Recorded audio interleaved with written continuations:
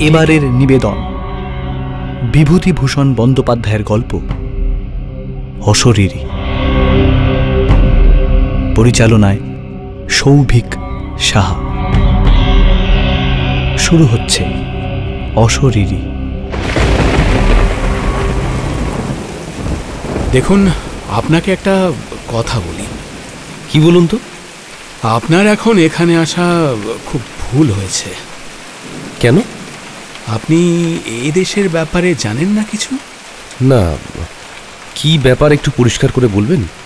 ব্যাপার হচ্ছে, এই বর্ষাকালে এখানে ভয়ানক ব্ল্যাক ওয়াটার ফিভার হচ্ছে চারধারে। আপনি নতুন লোক, আপনার তো জ্বর হওয়ার খুবই সম্ভাবনা। দু একবার জ্বর হলেই ব্ল্যাক ওয়াটার জ্বর দেখা দেবে, আর তখন জীবন নিয়ে টানাটানি পড়ে যাবে। এদেশের এইরকম কাণ্ড। ও, তবে আপনারা আছেন কি করে? সে কথা আর বলে লাভ নেই। ইচ্ছে করে কি আর আছি? পড়ে আছি পেটের দায়ে।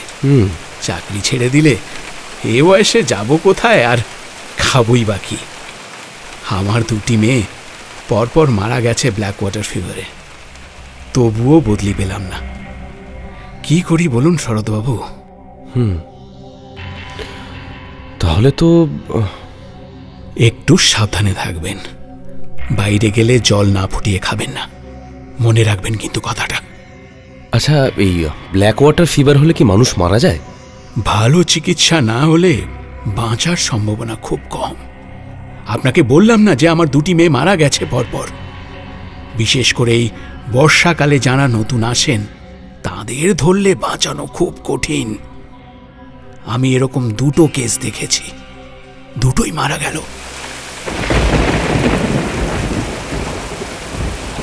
শরৎ চক্রবর্তী তান্ত্রিক সাধনা করেন। আবকারি বিভাগে বহুদিন কাজ করে কিছুদিন হলো রিটায়ার করেছেন। ঠিকও যে কুষ্ঠি বিনা পয়সায় করে দেন। কোন রত্নের আংটি ধারণ করলে কার কি সুবিধা হবে তাও বলে দেন।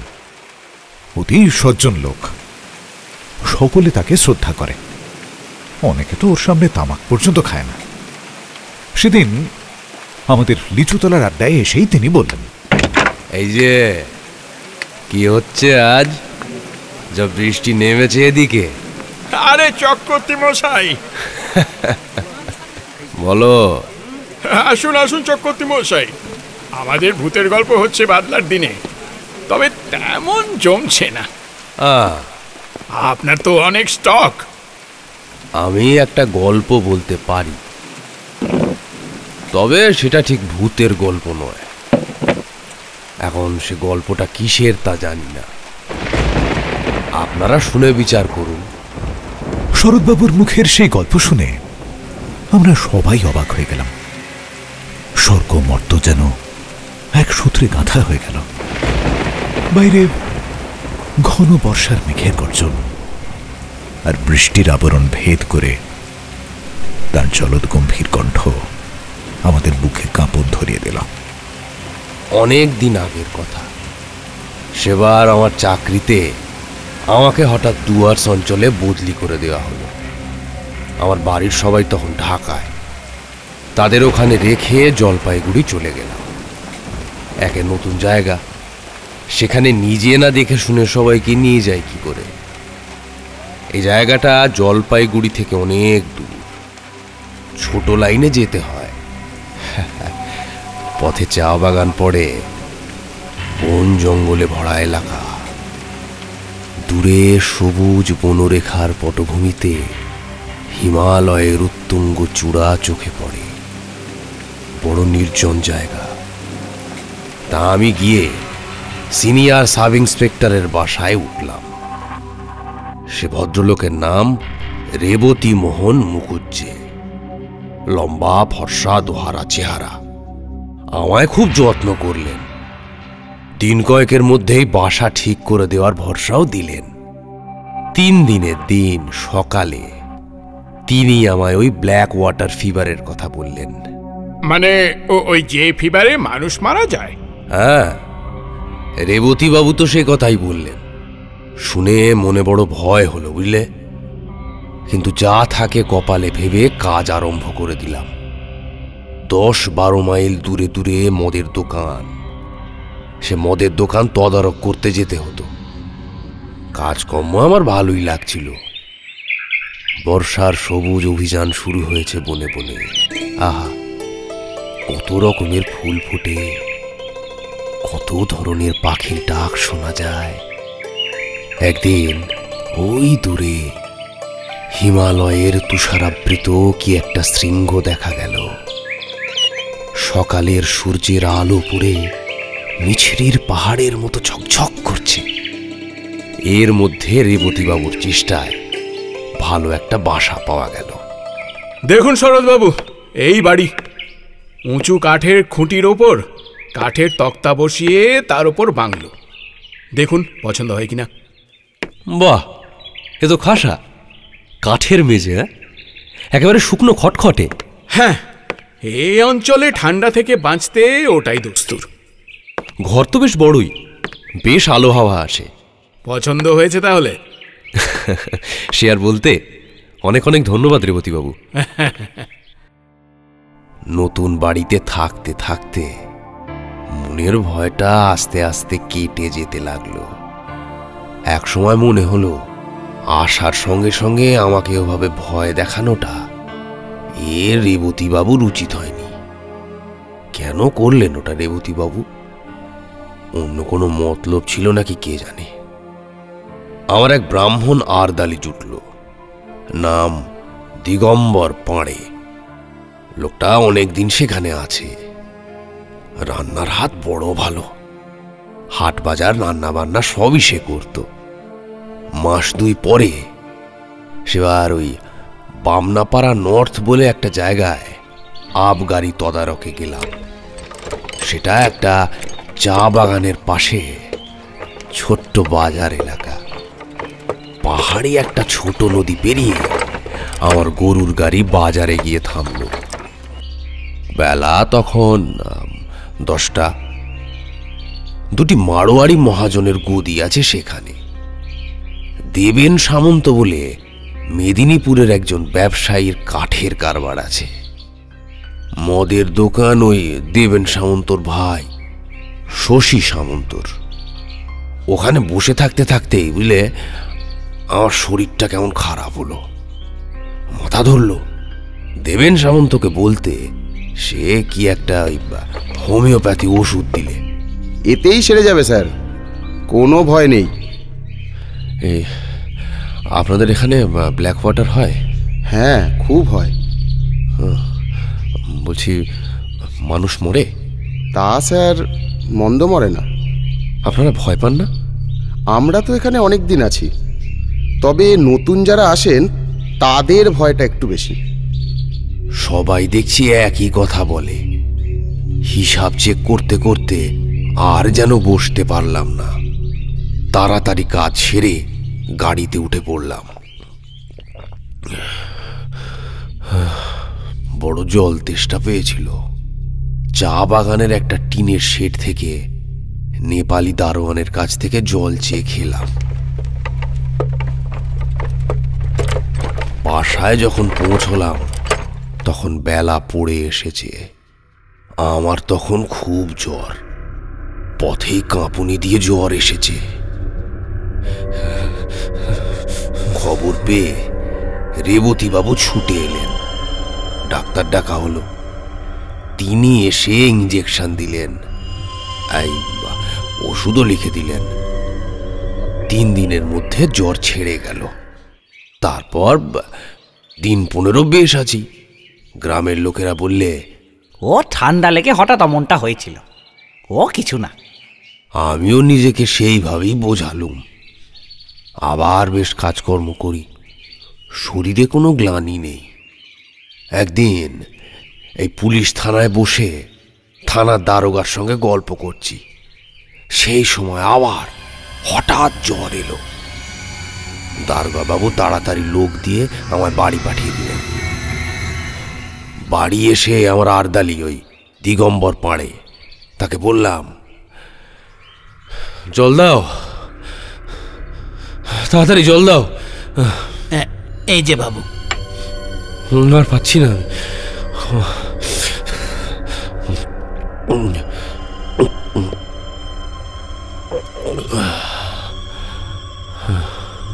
তা বাবু, আবার কি শরীর খারাপ করেছে নাকি?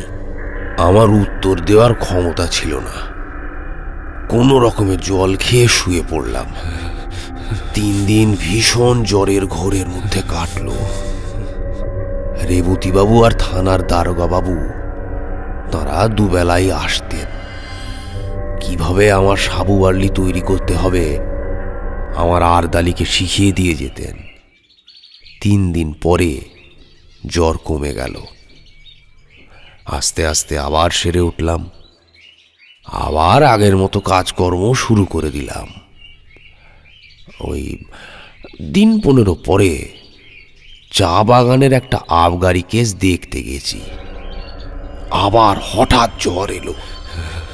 এবার একটা জিনিস লক্ষ্য করলাম, এখানকার জ্বর ভেলকিবাজির মতো আসে, আবার ভেলকিবাজির মতো চলেও যায়। তাই প্রথম জ্বর এলে আমার যেরকম ভয় হতো, এখন আর সে ভয় একেবারেই নেই। গা শোয়া হয়ে এসেছিল।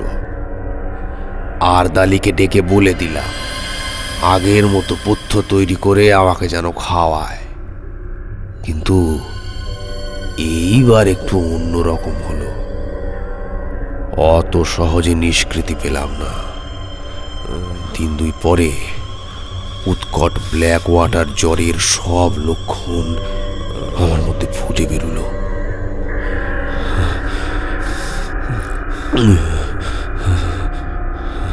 অতিরিক্ত রক্তপাতে প্রচন্ড দুর্বল হয়ে পড়লাম। সেরে উঠতে 5-6 দিন লেগে গেল। 1-2 পথ্য করার পর একদিন সকালবেলা আমার সঙ্গে রেবতী বাবু আর দারোগা বাবু দেখা করতে এলেন। পাঁড়াজি, 3 পেয়ালা চা দিও। আরদালিকে চা করে দিতে বললাম, কিন্তু তাঁরা চা খেলেন না। পরে বুঝেছিলাম তাঁরা চা খাননি ব্ল্যাক ওয়াটারকে ছোঁয়াচে জ্বর ভেবেই। শরৎবাবু, আপনাকে একটা কথা বলি। হ্যাঁ, বলুন। আপনি এখান থেকে চলে যান। হ্যাঁ, কেন বলুন তো? না মানে ডাক্তারবাবুরও তাই মত। আমাকে তো কিছু বলেননি। আপনাকে বলেননি, কিন্তু আমাদের বলেছেন আপনাকে বলবার জন্য, তাই বলা উচিত ভাবলাম। উনি বলেছেন মানে এই যে আপনার অসুখটা, এটা খুবই খারাপ। মানে কিন্তু আমি তো সেরে গেছি। না না শরৎবাবু, ও সারা বড় কঠিন। বিষয়টা এত সহজ নয়। হ্যাঁ, ও বেশ। তাহলে স্টেশন পর্যন্ত আমি যাব কি করে? রক্ষিয়াঘাট পার হওয়ার তো কোনো উপায় দেখছি না। না না, সে কিছু ভাববেন না। আমি স্ট্রেচার জোগাড় করছি ওই চা বাগান থেকে। কুলি পাঠাবো, আর পুলিশের একজন লোক সাথে থাকবে। সে আপনাকে ট্রেনে না উঠিয়ে দেওয়া পর্যন্ত ফিরবে না। আচ্ছা, অনেক ধন্যবাদ। আমি তখন জানতাম না যে সেদিনই আমার জীবনের শেষ দিন হতো। যদি না, আচ্ছা থাক, সে কথা পরে বলছি। আমি সম্মতি দিলে দারোগাবাবু চলে গেলেন। তখন বেলা 9টা হবে। গরম জল করে নিয়ে আসতে বললাম আরদালিকে, গা হাত পা মুছবো বলে। তারপর 1 বাটি বার্লি খেলাম। আরও একটু বেলা হলে 2টি ভাতও খেলাম। বেলা 12টার পর লোকজন এলো স্ট্রেচার নিয়ে। এই পর্যন্ত বলেই শরৎবাবু বলে উঠলেন, বুঝলে, এ গলা তো শুকিয়ে কাঠ হয়ে এলো। একটু চা খাওয়াও দেখি, তারপর বাকি গল্প বলছি। এদিকে আমাদের তাড়াতাড়ি পুরোটা শোনার ইচ্ছে। বলে উঠলাম, ও শরৎবাবু, গল্পটা তাড়াতাড়ি শেষ করুন না প্লিজ। আরে বলবো বলবো, চা খেয়ে নিয়ে তারপর বলবো। এইবার গল্পের আসল অংশটাতে এসে গেছি। হ্যাঁ, একটু গলা ভিজিয়ে নি।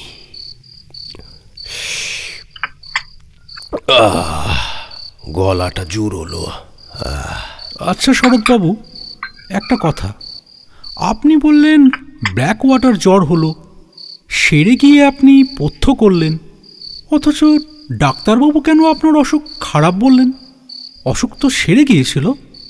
সেবার কিরকম সেরে গেছিল সেটা সবটা শুনলে বুঝতে পারবেন। আসলে সারেনি।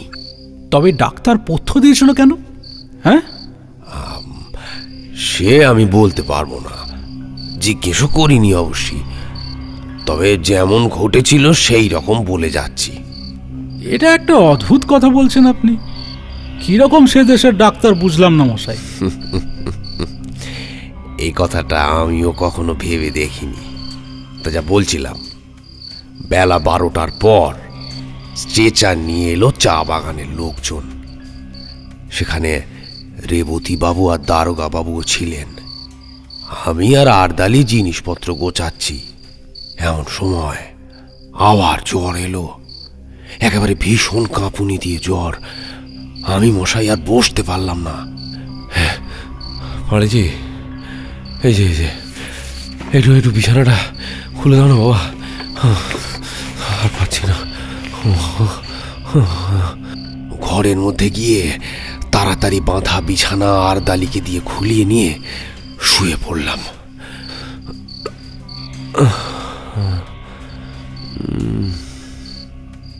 তারপর আর কিছুই জানি না। আমার সমস্ত চেতনা লুপ্ত হয়ে গেল এক ঘন অন্ধকারের মধ্যে। যখন আবার জ্ঞান হলো, তখন দুটো জিনিস প্রথমেই লক্ষ্য করলাম। এক, অন্ধকারের মধ্যে একটা কি গাছের ডাল পাশের জানলার বাইরে হাওয়ায় দুলছে। আর দুই, আমার বাক্স আর আমার পুঁটুলি পায়ের দিকে দেওয়ালের কাছে রয়েছে। আমার ছাতিটা দেওয়ালের কোণে হেলান দিয়ে রাখা। মনে হলো আমি কি ট্রেনে উঠেছি? কিন্তু রেলের কামরা এত অন্ধকার কেন? আর অন্য কোনো লোকই বা নেই কেন?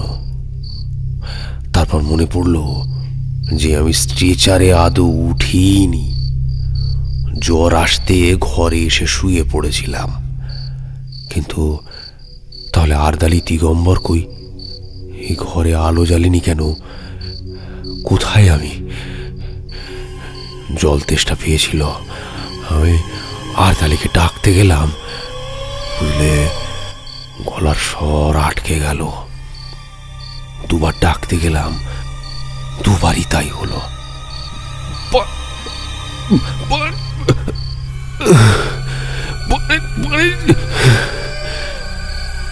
মনে হলো বাইরে চাঁদ উঠেছে। জানলা দিয়ে ঘরের মধ্যে চাঁদের একটুখানি আলো এসে পড়েছে। কিছুক্ষণ সামনের দিকে চেয়ে রইলাম। ঘরের মধ্যে বা বাইরে কোথাও কোনো শব্দ নেই। হঠাৎ আমার দৃষ্টি গেল বাইরের দিকে। কে কে কে ওখানে বাইরে? কে? এই দেখুন, সে কথা এতদিন পরে মনে পড়েও আমার গা শিউরে উঠছে। কি দেখলাম জানেন? একটা কালো মতো মেয়ে অত্যন্ত দ্রুত গতিতে আমার ঘরের চারিপাশে ঘুরছে, আর একটা কাঠি দিয়ে মাটিতে কি যেন করছে।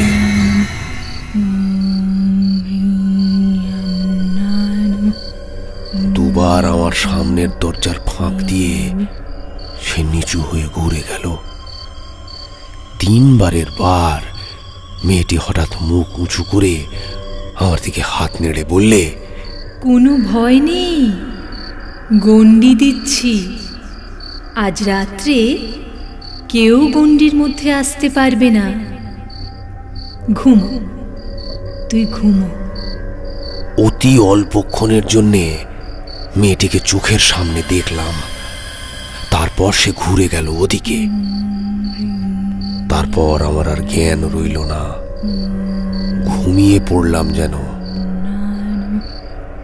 এর কতক্ষণ পরে জেগে উঠেছিলাম তা আমি বলতে পারবো না, কিন্তু তখন চোখ খুলেই দেখলাম সেই কালো মেয়েটি আমার শিয়রের কাছে বসে রয়েছে।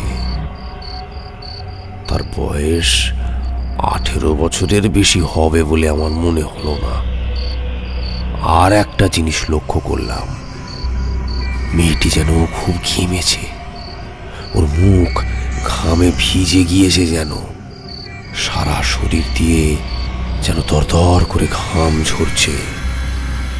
আমি ওর দিকে চেয়ে দেখতেই মেয়েটি চমৎকার শান্ত স্নেহময় সুরে বলে উঠল, জাগলি কেন? ঘুমো, ঘুমো, কোনো ভয় নেই। ঘুমো, ঘুমো, ঘুমিয়ে পড়, ঘুমো।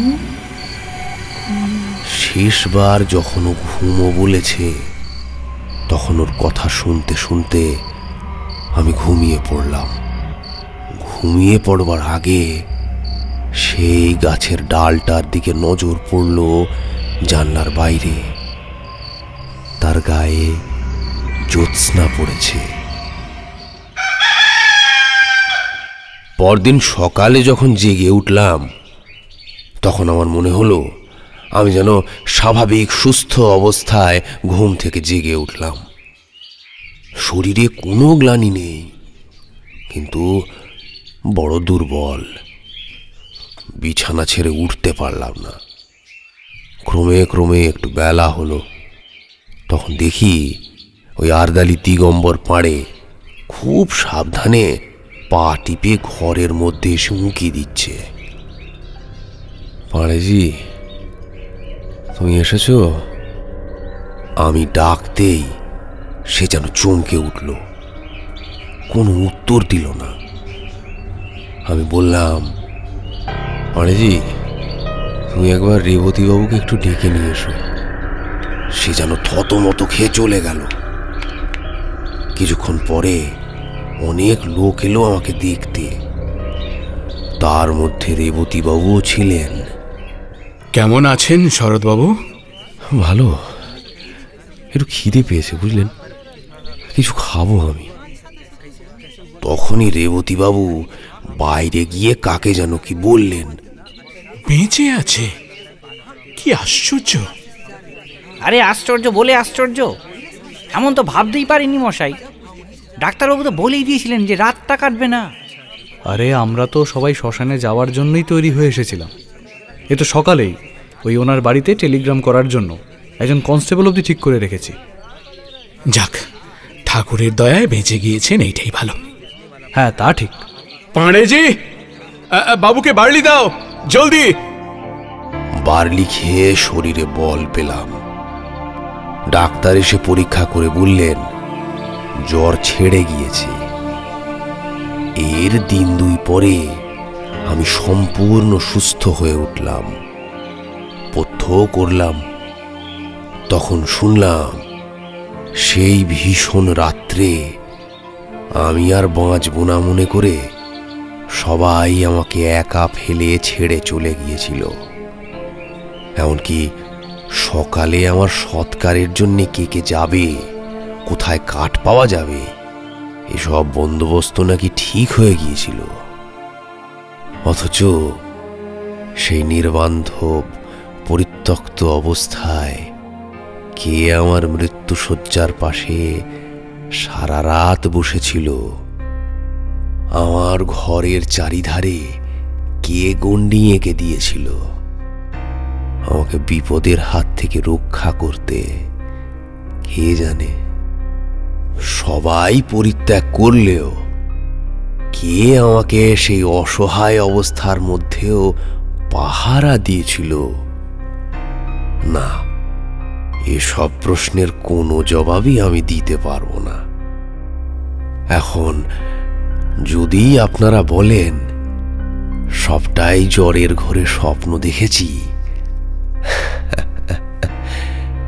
তারও কোনো প্রতিবাদ আমি করতে চাই না। যদি স্বপ্ন হয়, ওই মুমূর্ষু অবস্থায় বড় মধুর, বড় উন্নত ধরনের উদার স্বপ্ন দেখেছিলাম। সে স্বপ্নের ঘোর সারা জীবন আমার চোখে মাখা রইল। মস্ত বড় একটা আশার বাণী দিয়ে গেল আমার প্রাণে। শরৎ চক্রবর্তী চুপ করলেন। কেমন মনে হলো তার চোখে যেন জল চকচক করে উঠল। আমাদের উকিল নিতাইপদ রাহা বললেন, সেরে ওঠার পর ওখানে আর কতদিন ছিলেন? আর যতদিন আমায় গভর্নমেন্ট বদলি না করেছিল, তা প্রায় বছর দুয়েক। এভাবে একা ছিলেন বাসায়? আমি আর ওই দিগম্বর পাড়ে, আর কেউ না। আর কোনোদিন কিছু দেখেছিলেন?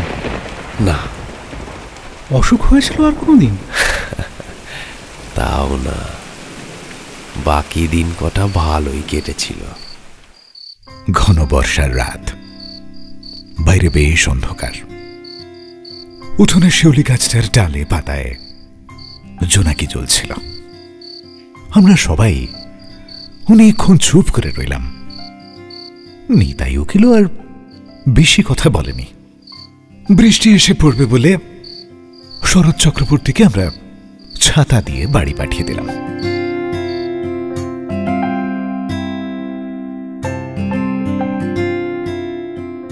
শুনলেন বিভূতিভূষণ বন্দ্যোপাধ্যায়ের গল্প অশরীরী।